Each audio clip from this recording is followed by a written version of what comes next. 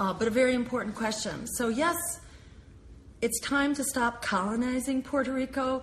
It's time to stop exploiting Puerto Rico, which is the same thing as colonizing. Puerto Rico has provided a more or less tax-free environment for U.S. corporations for quite some time. It has provided low-wage workers. Corporations have been free to pollute in Puerto Rico to devastating impact. I think it's time to repay the burden that we have imposed on Puerto Rico. It's time to actually support a bailout for Puerto Rico, as was done, for example, for the auto industry in Detroit, although it wasn't quite the bailout it should have been. It should have been a bailout that actually promoted good jobs for workers instead of greater power for corporations and lower wages and benefits for workers. We need a real good bailout. How about like the one we provided for Wall Street? We need to provide that for Puerto Rico as well. And I believe we need to give Puerto Rico a real chance to contemplate what kind of a future it wants and what kind of arrangement is going to work for it. But the overarching issue here is that we don't want an economic control board like has been used in many cities around the country. With some fairly devastating impacts, like in Flint, Michigan, the kinds of irresponsible decisions that are made by a control board that is not accountable to its voters. We need to have democracy rule the day in Puerto Rico and repay our debt to Puerto Rico and give them the bailout they need. The question will come up, how do you pay for it? Well, how do you pay for it? We don't need the friggin' wars for oil. They are not making us more safe. They are making us less safe. And mind you, this is the majority of our discretionary budget. It's 54% of our budget. It's almost half of your income tax. Pays for these wars and this military that's scattered all across the world that does not make us safer. It actually makes us less safe. And it inflames the local populations who are invariably whose toes get stepped on in a lot of big ways by the occupying forces.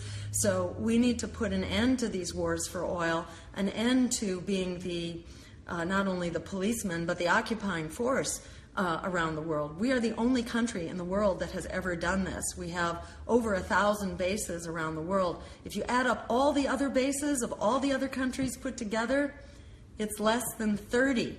Okay, and we have 1,000, so there's something really wrong with this picture. By coming back to a truly defense department rather than an offense department, we can actually scale way back on our military expenditures and have hundreds of billions of dollars to put into true security here at home and in the causes of peace and justice around the world. Natasha Titus asks, what is your view on single-payer health care? Thank you, Natasha. The question was single-payer health care, and what do I think about it? It's absolutely critical, and it is a crime that we don't have it. We, the wealthiest nation on the planet, are really the only developed nation that does not provide health care as a human right to our people. We can move into a Medicare for all system very quickly by dropping the age of eligibility to Medicare and also patching up some of the holes in Medicare because it has some privatization holes that have been knocked into it. So we need to restore Medicare to its full and comprehensive capacity and lower the age down to the moment of conception. So from prenatal care up to old age and into the grave, from cradle to grave, we should be covered, and that includes your mental health, your teeth, your vision, your dental care, all of us. Health comes as an entirety, not by one little piece at a time. So we need to be completely covered, and we can. And the great thing about a single-payer system, or Medicare for all, is that it actually saves all this money that is wasted now on paper pushing, on red tape, on CEO excessive salaries and advertising and competition. Instead, you just have one Medicare type system. You save at least 20% of the cost that's now going into overhead, and instead that goes right into the health care. That alone allows us to expand the care to cover everyone. So we can have this. There's no excuse not to have it, and the American people have been denied too long this essential right. And I will work very hard if I have the honor to serve, and even if I don't have the honor to serve, I will still be working very hard with all of you. And I want to remind you, we are building a movement which is not going away. And however far we get in this election is the stepping stone for all of the elections to follow. And in pushing our campaign, we're also helping to promote a whole lot of other down-ballot green campaigns all over the country so that we can bring this agenda for people, planet, and peace over profit into all levels of government and begin to benefit from it right away. Paul Wolf-Danaher asks, what are your thoughts on fracking? My thoughts on fracking is that we need to stop fracking 100%. Fracking is very dangerous, and in fact, as part of our Green New Deal, our proposal to reach 100% clean renewable energy by 2030, that's wind, water, sun.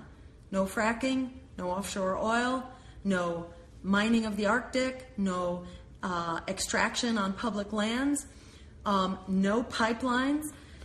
We stop that all, and we begin to do that the minute we take office.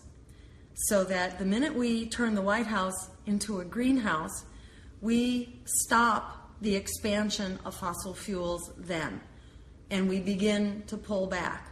And we invest in 20 million jobs that are going to convert us on an emergency basis to clean renewable energy. Because the science tells us we don't have time to beat around the bush here. Most recent science that came out of NOAA, the National Oceanic and Atmospheric Administration, is this. They said they received an oh my God report from the Antarctic. And what that oh my God report said was that on the path we're on, we can expect as much as 9 feet of sea level rise by 2050. Now, I know a lot of people who are listening tonight intend to be here in 2050. That's not so far away. So it's really important that we mobilize right now to be sure that we have a 2050 that we can survive in and that we can thrive. We are declaring a national emergency so that we can begin right now an emergency transition within 15 years to phase out all of our fossil fuels and our nuclear power as well and move to 100% clean renewable energy. When Pearl Harbor was bombed at the outset of the Second World War, it took us 6 months to transform the economy to a wartime footing because we understood we were in a state of emergency. Okay? That was 6 months. So certainly in 15 years, we can do another transformation of our economy off of a wartime footing and off of a fossil fuel footing into the clean, renewable energy economy that is consistent with an America and a world that works for all of us. So I think we have time for about 3 more questions before we hop on to Tim Black's show. Jake Downey asks, is green energy a viable option for a whole country, and will those jobs stay available forever? Yes.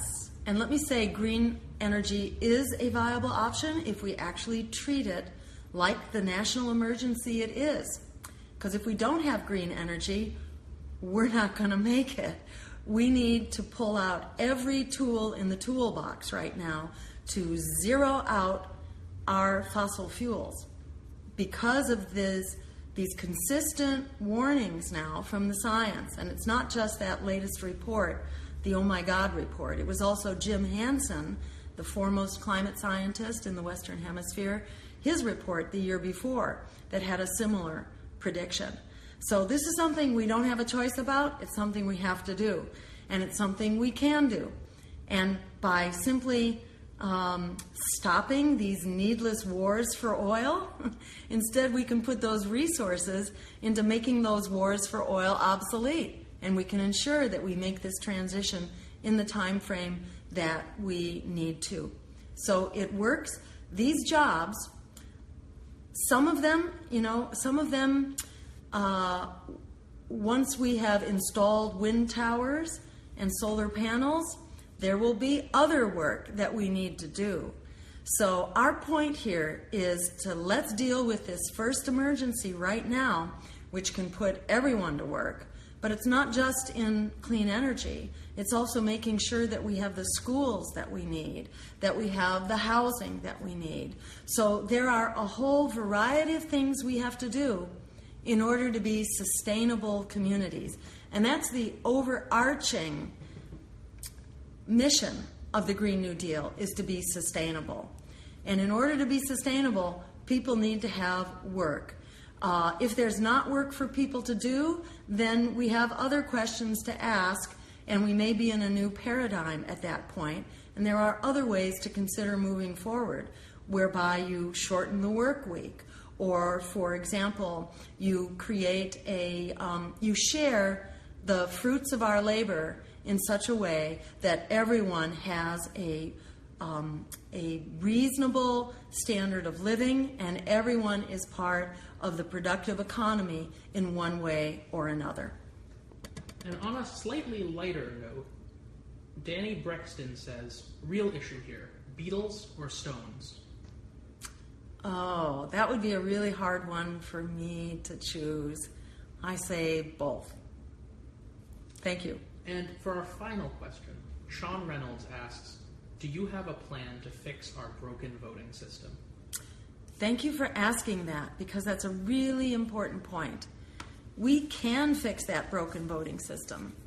And let me mention one thing we can do right now, because we are in the process actually of creating a campaign around this specifically.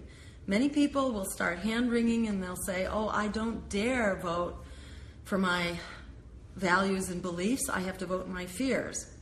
We say, well, look what your fears have done. The politics of fear, voting your fear, brought us everything you feared. The meltdown on Wall Street, the meltdown of our climate, the offshoring of our jobs, etc. We have to lead with our values.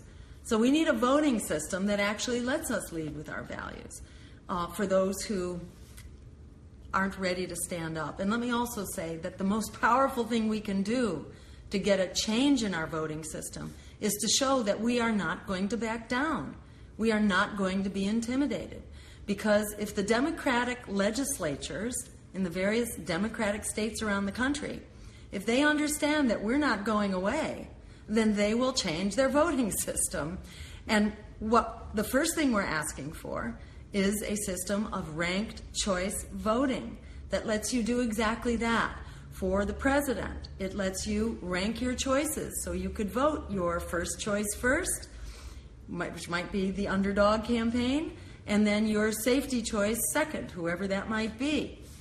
And if your first choice loses, your vote is automatically reassigned to your second choice. So there's no spoiling of the vote, there's no throwing your vote away, and so on. We could have this right now. Any legislature could pass it. The first time I ran for office for governor in Massachusetts, I worked with a progressive legislator, Democrat, to file that bill, but the Democratic legislature wouldn't let it out of committee. Why not?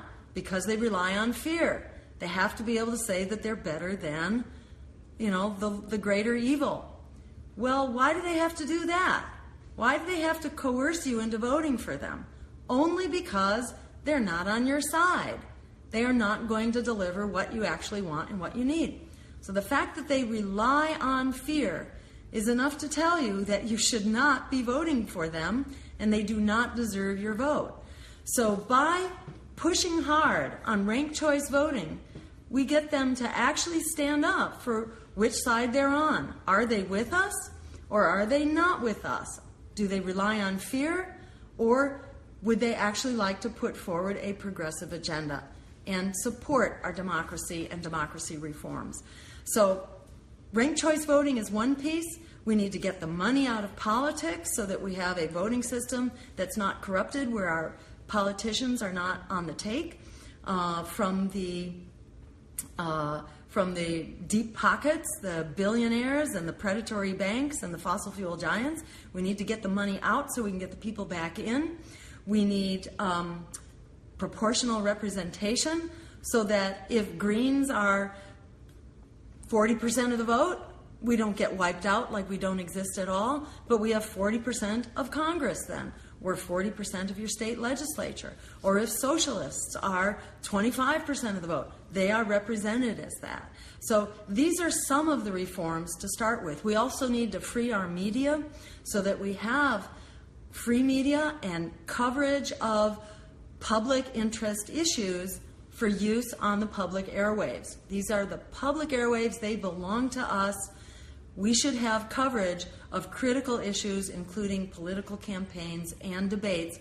We shouldn't be dependent on billions of dollars from the corporate media to let them decide who the public gets to hear about and who the public will then ultimately support. We need a media with an even hand that allows the public to learn about any candidate who's actually on the ballot for enough votes to win. And we also need to change the rules of ballot access so that it's not this system where the current establishment gets to lock out all of the opposition voices. Democracy depends on having many voices and many choices. A system that locks out opposition is tyranny. That's not democracy. We deserve a democracy.